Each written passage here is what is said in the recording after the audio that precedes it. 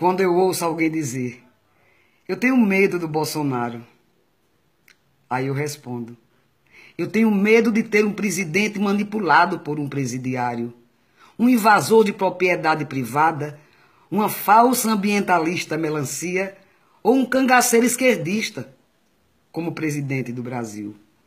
Quando ouço, tenho medo do Bolsonaro, eu respondo, eu tenho medo de bandido, de traficante, de estuprador. Quando ouço, eu tenho medo do Bolsonaro, eu respondo, eu tenho medo de não saber se vou sair de minha casa e voltar assassinada por um marginal com requintes de crueldade. Quando ouço alguém dizer, eu tenho medo do Bolsonaro, eu respondo, eu tenho medo de ver crianças sendo expostas à erotização precoce, tornando-se alvos fáceis para pedófilos. Quando eu ouço, eu tenho medo do Bolsonaro, eu respondo, eu tenho medo de ver alunos sendo doutrinados, ao invés de formados nas escolas e universidades, tornando-se população improdutiva e inútil para o futuro do nosso país. Quando ouço, eu tenho medo do Bolsonaro, eu respondo, eu tenho medo da disseminação do ódio entre as pessoas, camuflado sob a denominação de defesa das minorias.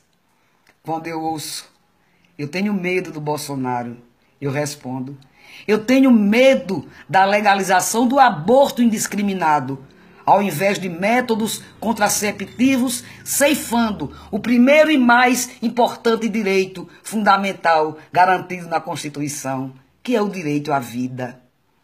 Quando ouço, tenho medo do Bolsonaro, eu respondo, eu tenho medo de uma justiça aparelhada que usa toga ideologicamente para legalizar o crime e a corrupção.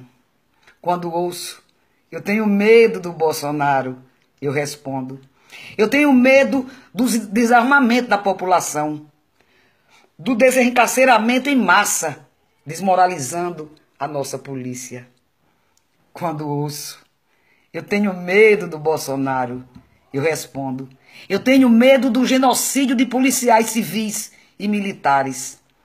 Quando ouço, eu tenho medo do Bolsonaro, eu respondo, eu tenho medo da inversão de valores numa sociedade doente e corrompida.